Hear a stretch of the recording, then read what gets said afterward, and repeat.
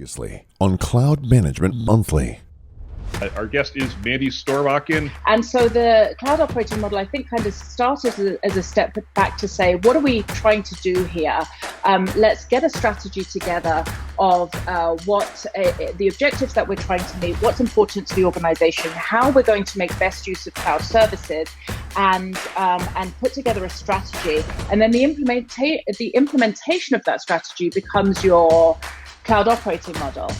Oftentimes, when you talk to the people responsible for implementing that strategy, there's still confusion about, well, what do you mean by cloud? And what are the benefits? What are the objectives? Why are we doing this? And without that kind of buy-in, it's really, really difficult to be successful. Agility, flexibility, self-service, on-demand, metering, all of those things that made cloud very attractive and made shadow IT so prevalent are things that organizations need to apply to their existing environments. Hello, everybody. I'm Eric Lee, and I'm your guest on Cloud Management Monthly. I'm here to talk about IT burnout, my experiences, and now what I'm doing with mental health hackers. Here's your hosts, Dan and Matt.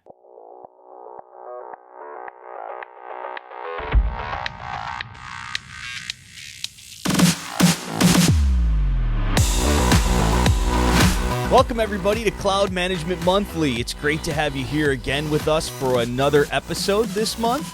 My name is Dan Kerr. I am here with Matt Bradford, my co-host. Matt, how are you doing? Doing all right, Dan. How about yourself? Great. Everything's going really good here. Just getting off of holiday season here in the U.S., so getting back to work, getting back to regular life, decorating everything to make the house look normal again. So it's good to be back kind of in a nice routine with everything again. Exactly. I mean, you tore down Santa's workshop already. I mean, from the Christmas episode, right? That's right. Santa went back to the North Pole. Grumpo, we haven't seen Grumpo in a while. I think Grumpo was happy to get a vacation from Santa. So yeah. Well, if you haven't checked out the Christmas special, Dan, that was so much fun. That was just wonderful. A wonderful way to sort of end 2020. And gosh, what a wet blanket of a year that was, wasn't it? Yeah, I mean, just a lot going on, a lot to take in and handle, things that we've never been through in our lives before. I mean, geez, the Bills are AFC East champions. Most people have never seen that, so things are maybe starting to look up a little bit in 2021. Maybe. I mean, we're off to a rocky start, and so kind of, with all of the changes and all of the pressures that everybody's facing and being forced to work from home and making all of these changes within the past year. And so we wanted to kind of take a step back from our usual cloud management content and just do a bit of a mental health check-in. So just before the holiday break, we sat down with Eric Lee, who is the CEO, that's Chief Emotional Officer of Mental Health Hackers, to get to know more about his organization and also get some insights from Eric as he's suffered from extreme IT burnout. Yeah, Matt, that is something that definitely affects a lot of us. We all go through ups and downs. Stress levels get high. Sometimes our workload plays into all of that, especially working from home in a difficult situation like what we've had. Yeah, absolutely. So let's check it out. All right, so Dan, that brings us to Eric Lee. Eric, thank you so much for being on Cloud Management Monthly. Thanks for having me. We're really happy to have you on the show today. We're taking a little bit of a step back from doing our normal cloud management podcast. We really wanted to recognize what everybody kind of goes through from time to time, or most of us go through from time to time, not only in the IT industry, but I think everybody who is working. And now with everybody kind of working from home and working more hours, burnout really is something that's real, and it does affect mental health. So thank you very much for taking some time today to be on the show. We really appreciate it. Yeah, I appreciate you having me on to talk about this subject. It's near and dear to my heart. Been talking about it like last 3 years openly, but something that I've been going through for many years. Before we go into, talking about your work with mental health hackers, maybe, give us a little bit of background of kind of what your experiences have been in IT and what sort of drove you to get, together with an organization like Mental Health Hackers. Yeah, sure. So my background, I've been in IT over 26 years, started in high school. I worked my way through college. So I was working full time while going to school full time and working in the IT field. There's a lot of work to be done. And when I was younger, I was very anxious to learn. So while I was doing my primary role at my job, I was also working on the side, to learn additional things. So when I was on the help desk, I was trying to learn about networking or learn about servers and just try to work my way up. So I was working a lot of hours, but I was young and I was very ambitious and it was helping me move forward. So I really didn't notice anything about it. Didn't affect me negatively in any way that I could see. I was used to sleeping a little bit. I didn't have a wife and kids to deal with on the side, Right. enjoying a lot of activities outside of work as well.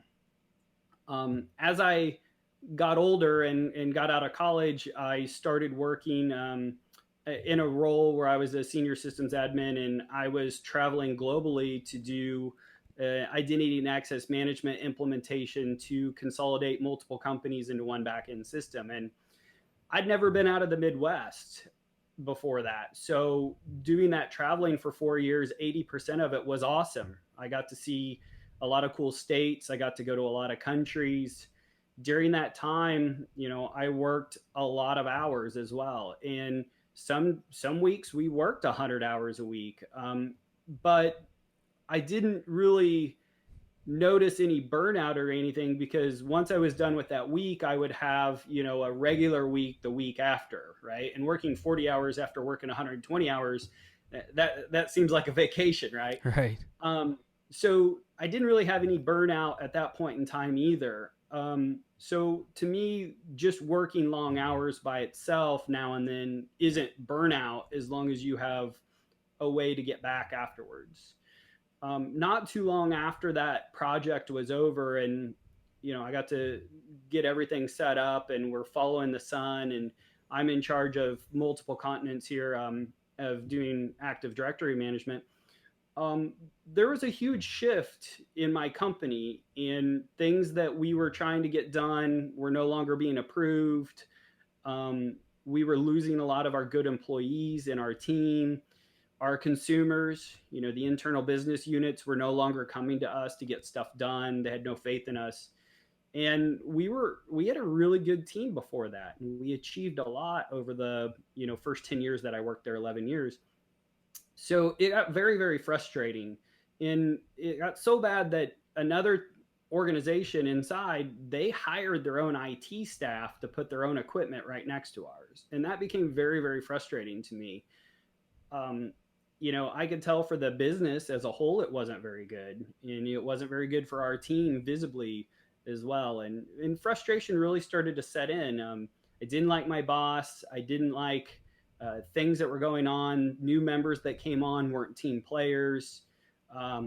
There was just a lot of frustration all the way around. And I really just didn't know what was going on until my wife was like, hey, look at your hands. And we're sitting there watching TV one day and my hands were just shaking. It was almost as if I had Parkinson's or something like that. I was shaking so bad, but I had no idea what was going on. And that really was the initial tipping point where I finally was like, okay, something is going on, right? And I just had no idea. I knew I was stressed. I knew I was depressed.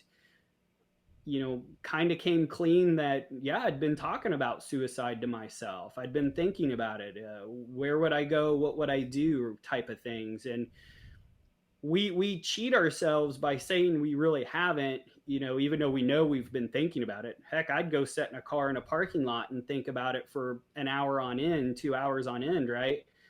But you would lie to yourself and not want to admit you were doing those things. And then when my wife, noticed physically things that were happening and she noticed mentally as well, but we just didn't have a open communication on deep things like that because of where I grew up. My family never talked like that growing up, a very blue collar family. So that really opened my eyes to what's going on. And we talked about it. I realized that I was focusing on work 24/7. I was focusing on the things we didn't get done. I was depressed because we weren't as successful in my group as we were before. I felt like I was a part of the company because I'd worked there so long. It wasn't just a job, it was a part of me, right?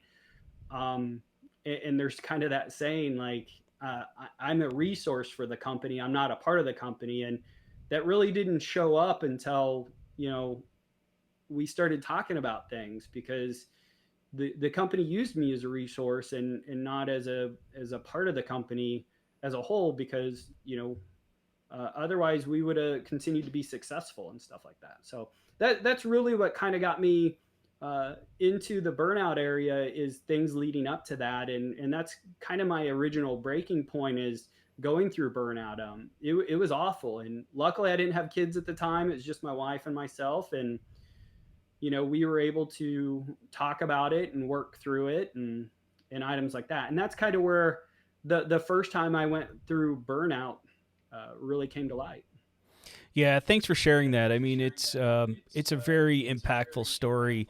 I know that when I was working as an administrator, I felt a lot of those same things, right? Like getting into work early, sitting in the parking garage and not wanting to go in, right? Getting really vocal with my teammates and very vocal at management because I just didn't want to do it. For me, it was a realization that I need to make a change, like I need to find a different job, and that seemed to help it. So thanks for sharing that. I mean, that's a great story, a very impactful story. Thank you very much. So I read a Gallup poll article earlier this year when I was doing some research, and it talked about IT burnout in the workplace. And what I found pretty interesting on it is they stated that 76% of employees experience burnout on the job sometimes. And here's what really kind of got me: 30% experience burnout almost always. So, I mean, look around. You got 10 friends, that's 3 that are burned out almost all the time. And this kind of took into account several different jobs. But do you think in our industry, technology and IT, because like you said, there's always that, whether it's competition to know more than the next person or want to strive to know everything you can, do you think that those numbers are elevated within IT? And certainly under this time, right, where we're all working from home and you seem to just work always, right? Always kind of working. Do you think IT in general, do we experience a higher kind of burnout?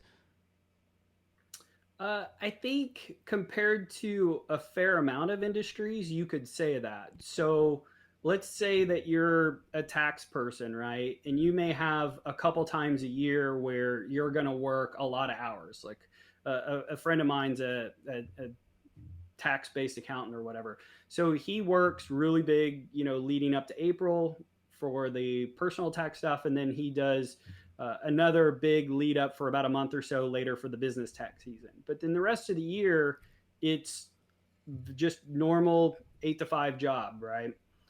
I think for the IT industry, depending on where you're at, always being connected, always being relied on to have systems up at all times if possible, being able to be paged and called in at any time, day or night, being made aware that you're normally a cost center instead of a revenue center, right? That burden of I'm costing the company money, I'm not generating money for the company. If you can get your department to show how you're actually generating revenue, that can kind of go away. But a lot of IT departments are still considered cost centers instead of revenue driving centers. I think a lot of those factors really tie into that. Now, let's be cognizant. There's a lot of other industries where they have it just as bad, if not worse, talking about, police departments and fire departments and, hospitals this year and stuff like that as well. Right, for sure. Day in and day out, the IT is just a little bit different than a lot of the other industries outside of those that we just mentioned there, because of that factor. And I remember, 20 some years ago when I got into it, we had pagers, but that was about it, right? You didn't have email on your mobile phone because it was usually a big old brick bag stuck in your car or what have you, right? You didn't have, you might have had a Palm Pilot device that you had to sync with your laptop, but that was the only time you were getting updates. Right. It's kind of that, I look at it as a lot of areas with social media, right? Imposter syndrome because like we've met through Twitter and through VMware user group sessions and stuff like that. Well, if I've got 1,000 people that I'm following and I see 100 of them getting certifications every month, it seems like 1,000 people are getting certifications every month when it's only 10% of them. And now I want to be a part of that group every single month. So maybe I start staying up late every single night to try to get it. And then I'm sleep deprived and my mood changes. And then that causes negative interaction with my kids. And now their mood changes. And then that causes negative interactions with your significant other, right? And so it can just kind of be a snowball effect down through the chains as well if you're not cognizant and you're not aware of what's going on. Yeah, and I mean, certainly along with the hours, right, with everybody working from home, I could see you're working from home too, right? So much easier just to step away for a few minutes, grab a bite to eat, and then come back and work. And so I'm just kind of curious as, somebody who's sort of been at the burnout phase and, what kinds of things can you do or are you doing to try to sort of minimize that, right? Not try to work until midnight every night. Yeah, a lot of people thought when we would work from home, it'd be awesome and you'd just be able to do what you needed to when you wanted to, right? I find it a little bit more challenging personally when this happened. I prefer to work from home 2 to 3 days a week, but I enjoy the social interactions and like being in the office the other couple days a week. So it was a rough transition for me, I'll be honest. I have to be very intentional on what I do, starting stop times. There is times when I need to work a little bit later in my new role, but I try to be very intentional about how often that happens. If I know I'm going to work late, I make sure my wife knows about it. I make sure I take more time during the day to maybe take my dogs for a walk, go put in some laundry upstairs, move laundry around, help out my wife and my family by unloading the dishwasher. It kind of gets me away from staring at the screen all day. So I just have to be very cognizant and intentional about what I'm doing. Yeah. So is IT burnout really related to the number of hours worked, or is it also workload?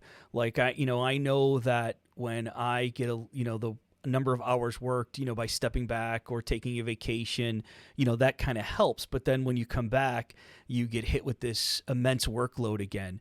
And because, again, I think a lot of it is we're home so we can do more work and the workload increases.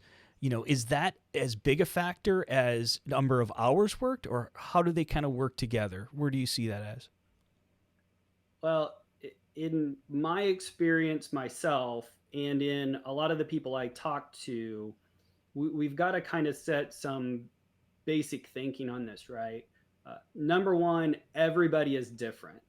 So what triggers burnout for each individual will change depending on their biological makeup, their life makeup, where they're at right now, their job, multiple different factors. So I try to look at it as you've got all these different factors.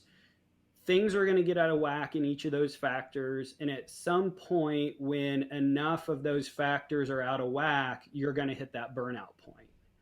And trying to stay out of burnout is really just trying to make sure that you're keeping enough of them within the green boundaries so that they don't add up. So what I mean by that is, for me right now, if you ask me to work 100 hours a week right now for a couple weeks a month, I'm going to tell you to go jump off a cliff and die on impact, right? I've got 2 younger kids. I've got a couple dogs. I've got a wife that I enjoy spending time with. But like I mentioned, 15 years ago, 18 years ago, when I was single and I needed to work a couple weeks for 100 hours each, no big deal, right? That wouldn't burn me out, but I'd be completely burnt out right now on it. So in my presentation that I've been doing the last few years, that's kind of how I label burnout is for each individual, it's a combination of those factors that put you over that level. And that level is different for each individual person. And so those levels can be anything from, how you interact with your boss, how much you feel wanted on your team. For me, one of the things is accomplishing things at work. If I work on all projects that take, a year to 18 months to implement, I'm going to get really frustrated and down because it doesn't feel like I'm getting anything accomplished. I need a few of those short-term wins in the middle. And then when those big projects land and they're done, then I've, got that big bang at the end that makes me feel really good.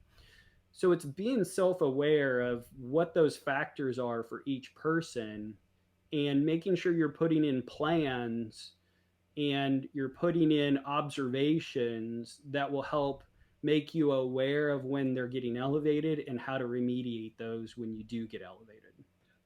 Yeah. So Eric, what are some of the warning signs for, identifying burnout, both in yourself, but maybe also in your peers, if you have a coworker or anything like that? Like, what are the signs?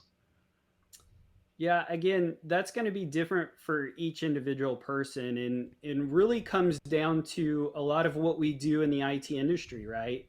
You've got to have a baseline of what's normal and then be able to observe what changes and then be able to look at that change and figure out what the root cause of it is and say, is this a new normal or is this something I need to remediate? So a lot of the things I'm looking for in myself is how I interact with my wife and kids. Let's be honest, I speak sarcasm as a primary language. So being a little sarcastic now and then is normal. It's when I take that sarcasm to that negative or very, very condescending level that I know right away I'm getting to a point where I need to take a breath, step back, be aware of what's going on. There's other signs for me that are physical. If I'm just not feeling well, I have sinus issues my whole entire life. Sometimes that high sinus congestion kind of gives me a little bit of mental fatigue and stuff like that I've got to be aware of and can affect as well too. So a lot of the things we're talking about today are not just mental, right? It can be physical things that affect your mentality as well. If I'm not exercising as much, I can tell a difference in how I feel and how my body interacts with people and mentally and everything. So that's another area that you just got to be aware of and be like, okay, I'm not feeling great. I'm being kind of touchy. Somebody's asking me about something I've done and I'm getting very apprehensive about it. What's going on? Is it me? Is it the way they're talking to me? Like, what's happening, and be able to step back and look at it. So in myself, again, it's that baseline, it's being observable, stepping back and doing that. And honestly, one of the biggest things is, being aware of the interactions with my wife and kids. And based off of how they're interacting with me, I can tell really quickly if I'm getting out of line in things I'm saying or things I'm doing. And if it's a pattern of more than, once a day or, a couple times every day, then I know something's going on and I've got to start working on it, right? Start using my remediation steps. So, yeah. So with other people, it's way more challenging. And I think right now it's even more challenging, right? It's challenging because unless you're around those people a lot, you don't have that baseline. And let's be honest, when we're younger and we're single, we're probably hanging out with our friends and our peers more often, right? And as you meet your significant other, you start hanging out more with them. Maybe you get married and have kids, and now you're hanging out with that close family way more, and you're spending less times with your close friends. You lose track of what that baseline is as often. And I talk often about being very intentional in things you do. And with my close friends, we would have a monthly lunch. The first Monday of every month, we would get together for lunch, and we would, goof around at lunch and talk. But it kind of helps set that baseline every month, and it gives you an opportunity to kind of see people away from what you see in their social media. Because let's be honest, social media usually isn't real life. People aren't posting day to day how they're doing or what they're feeling. So if you're not talking to those people either via text message at a minimum, to me, I like to pick up the phone and at least talk. I've got a few friends I talk to weekly, every other weekly.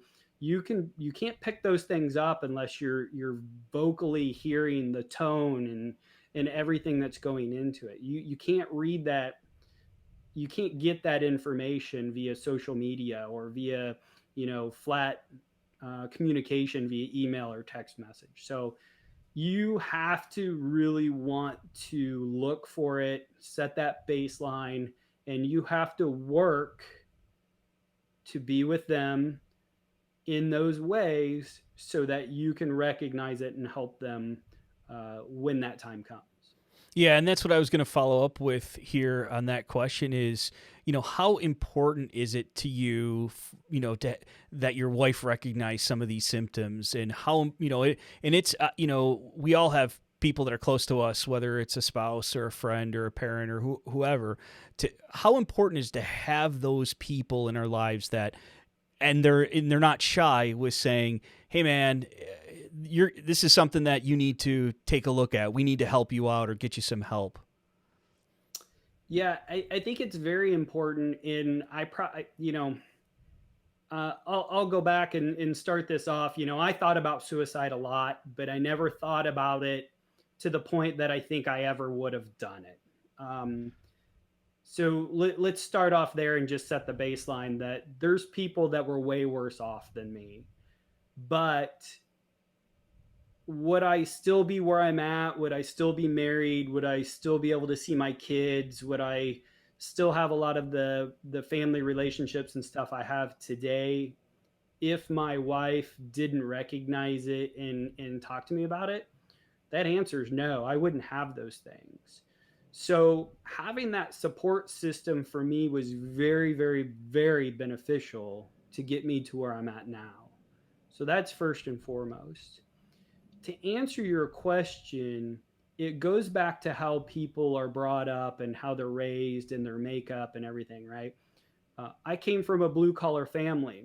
If you weren't feeling good mentally, the way to fix it was to go do your chores, go to work, get stuff done, and you'll feel better in a little bit. We never talked about our feelings. We never talked about, getting it off your chest and then you'll feel better. We never talked about, well, maybe if you wrote down your thoughts in a journal and you were able to do, things like that, you would feel better. Or if you had somebody to talk to on a weekly basis and get it out and help you. I didn't have any of those things. So my wife talking to me about this stuff was the scariest part of this whole journey. Yeah, I can imagine. I'll be honest, at times it still is. Her family, they talk about everything. My family talked about nothing, right? So we're meeting, trying to meet in the middle here. And it's still something I work on today. And the first time I went through burnout was, 7-8 years ago. Actually, it was longer than that. It was 13 years ago. The last time was about 6-7 years ago. So it's still something I have to work on every day. Yeah, for sure. You talked about the support systems and so forth. I mean, maybe this is a good time to start talking about mental health hackers. And what is it that your group provides to? Is it IT specific? Is it specific groups within IT? Yeah. So I stumbled across mental health hackers, I want to say early last year. I was presenting on IT burnout at a conference in St. Louis, and it was in the security realm. So this was the B-Sides group, and they have chapters all over the U.S. And there was a village set up. It's called the Mental Health Hackers Village, and they had support items to help you become aware of it, right? So media to kind of help you be aware of symptoms and how to help yourself and how to get professional help if you need it. But they also had like relaxation items, the little sandbox with the rakes. They had uh, compression chambers. They had fidget spinners. They had, I mean, just all kinds of items. And I was like, this is freaking cool, right? I'd never seen this before. So I kind of, talked a little bit more to, I grabbed a business card from him and kind of reached out to him. I'm like, hey, what is this all about? Well, it started out in the security industry, and it's primarily in the security industry. But I was like, hey, I co-run Kansas City VMware User Group chapter, and our conference is coming up, and I would love to have the village there too. I've been talking on IT burnout the last couple of years, and I'd just love to have it there. And they were like, sure. So what it basically is, then mental health hackers is it is IT related, primarily focused on the security realm. That's all of the hackers, right? But we're willing to work with anybody in any area that wants to have one of these villages set up, or they want us to present a session or what have you. And we've got a lot of people that are involved in it. I started out by, hey, can you come have a village at ours? And they're like, well, yeah, sure. We'll ship you the items. Can you have somebody set it up? And I'm like, yeah, I got that. Well, next thing I know, they were like, do you want to be an ambassador for the Midwest area? We'll pay for you to go to these conferences and to set up the village and everything. And I'm like, yeah, sure, no problem. So I started getting involved in a lot of other conferences in this area in other realms, right? Developer conferences, security conferences. And then the pandemic hit. And Right. a lot of those conferences went virtual. So I have a huge tote of items to take. I'll do virtual things. I'll send out stickers. We've got multiple different stickers and stuff. I've got resources, send out coloring book items, all kinds of things like that. But we're here to help in that area and do what we can. We'll make sure we get links to everything here in the description and on screen for all the great work that they do. So it's, I couldn't think of a better ambassador to have, especially after, hearing you for the first time at the Upstate New York UserCon, tell your story. So I think, you fit in super, super great there. It's really great to see that you're a part of that organization. So that organization, we have doctors on the board as well too. So if you take a look at the main page with the board of directors and stuff, it's not just people in IT. So we've got people in the medical field that are involved that can help as well. So we do, it's kind of, everybody's got Zoom fatigue right now, right? But right. We were doing monthly and even bi-monthly sessions where we bring in psychologists, psychiatrists, other people to talk about different topics within the field as well too. So it's not all just IT people like me just sharing our experiences, but that's definitely how it got started. So how can people help with Mental Health Hackers mission? What can we do to help further the cause? What can we do to make sure that this initiative gets out to everybody? What's a role that the rest of us can play in this? Sure, that's a very good question. First and foremost, it takes some resources to be able to purchase items to stock our village kits. So we try to keep those renewed, and now we're purchasing additional cleansing items. So once in-person conferences do come out, we can still try to be safe with a lot of the items that multiple people are touching.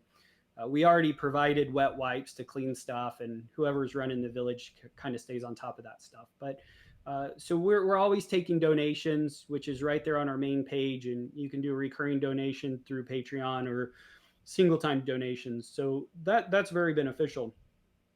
The other thing is if you are running a conference and you're not doing anything in that area around burnout, get us involved. We could bring somebody in to do a presentation for one of the sessions. We would be happy to, send you a digital one if you want. We'll do, like a quick 2-minute video if you just want a video being played at your opening, right?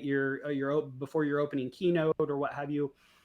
We can get involved in multiple different ways, but we need those running the conferences to get us involved. We will submit CFPs for some areas, but a lot of times it's the conferences reaching out to us. We keep a tote board of the conferences that we've been asked to, and we try to assign our internal resources to show up. The other thing you can do is you can get involved. I started out, hey, can you guys come to my conference, right? Can somebody come show up? And now, I just got asked to join the board because, I'm participating in the Slack channel. I'm having one-on-ones with people in the Slack channel. I'm promoting outside of the Slack channel on Twitter. I'm still doing my presentation all over. I've done it, about 40 times the last 3 years. So volunteer. We'll get you in our Slack channel.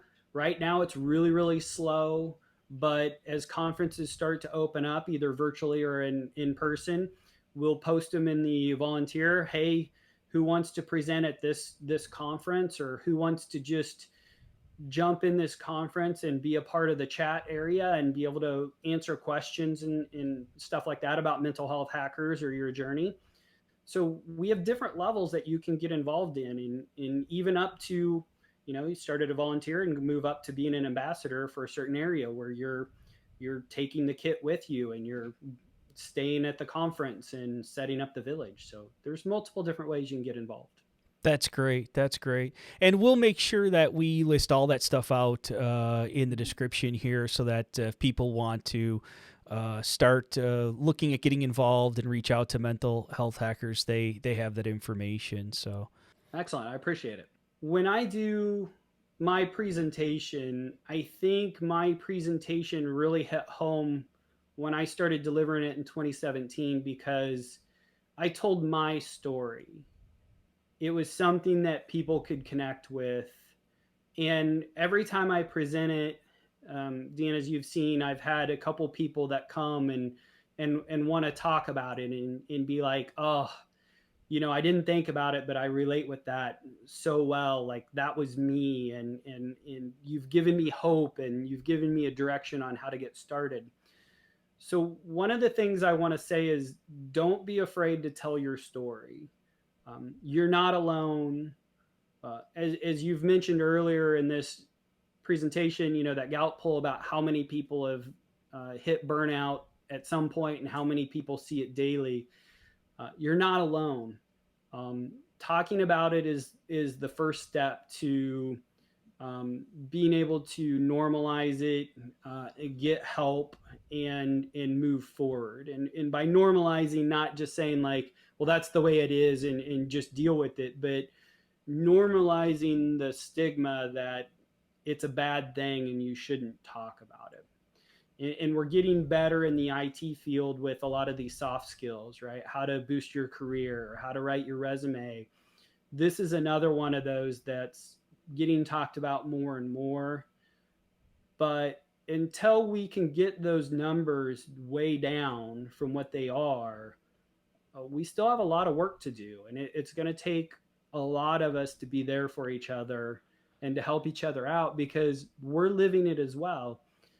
One of the things about talking to my wife, it feels very hard to talk to her because she's a teacher, right? And I don't feel that she understands what we go through in IT.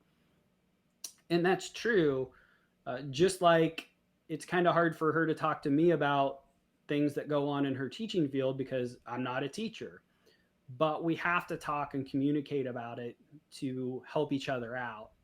And in the IT realm, we have to talk to each other first and foremost, because we do understand what's going on, and we do understand, the pressures that are there for us. Yeah, that's a great message. Man, I tell you, we can't thank you enough for coming on the show and telling your story and getting the word out about mental health hackers. We really appreciate it. And if people want to get in touch with you, where can they find you, Eric? Sure. The best place to find me is on Twitter. You can find my Twitter handle on the Mental Health Hackers website at Mental Health Hackers, and my Twitter account is Eric B. Lee 6. So that's pretty much where I'm at. Find me there. I'd be happy to chat with you. If you want to chat about burnout, you want to figure out how to get involved, how to start your own group, what I'm doing here in Kansas City with my personal group of friends to try to survive, COVID, and hopefully looking forward to getting back to some relatively normal life here in 2 or 3 months. For sure. Well, thanks again for taking the time out of your busy day today. We really appreciate you coming on. Thanks, Matt and Dan. I appreciate it. Thank you, Eric. Have a good one. Wow, what a great interview that was with Eric. Really some impactful and insightful information that he gave us about IT burnout and how to cope with it. Yeah, exactly. I mean, I didn't quite realize that, again, IT burnout can really manifest itself physically like that. I mean, we've all sort of felt that sort of fatigue with so many Zoom meetings and work and everything. But I've never seen it to that extent. So, very, very impactful, information. And thanks so much, Eric, for sharing that. I'm kind of at a loss for words. It was a really, really strong story. Yeah, and kudos to Eric for sharing his story all over at VMUGs and UserCons and other types of conventions to get the word out about the great work that Mental Health Hackers is doing and his personal story. The more we talk about it, the more we recognize it. I think the more that we can all help each other and recognize when our friends or family need some extra help. Exactly. Yeah. So thanks to all of you so much for watching. We'll be back next month with another Cloud Management Monthly, where we'll be focusing on cloud management topics. Dan, where can people check us out? Yeah, Matt, if you want to see all of this, you can go to cloudmanagementmonthly.com. That's where all the YouTube content is. If you'd rather listen to the audio version of the podcast, you can check us out at Podbean or Spotify, and we're also on Apple and Google Podcasts. Well, I think that does it, Matt. This is episode 7 of Cloud Management Monthly. Yeah, it is. Happy 2021. We'll see you all next month. See you, everybody. Hi there, it's Dan and Matt. Did you know that workplace stress is believed to be the leading factor in suicides when employees have little or no control over high job demands? It's estimated that 8 out of 10 people who consider suicide show signs of intentions to hurt themselves. If you or someone you know are considering suicide, it's important to know what to look for and what to do. Call the National Suicide Prevention Lifeline at 800-273-TALK. That's 800-273-8255, or text HELLO to 741-741. Thank you.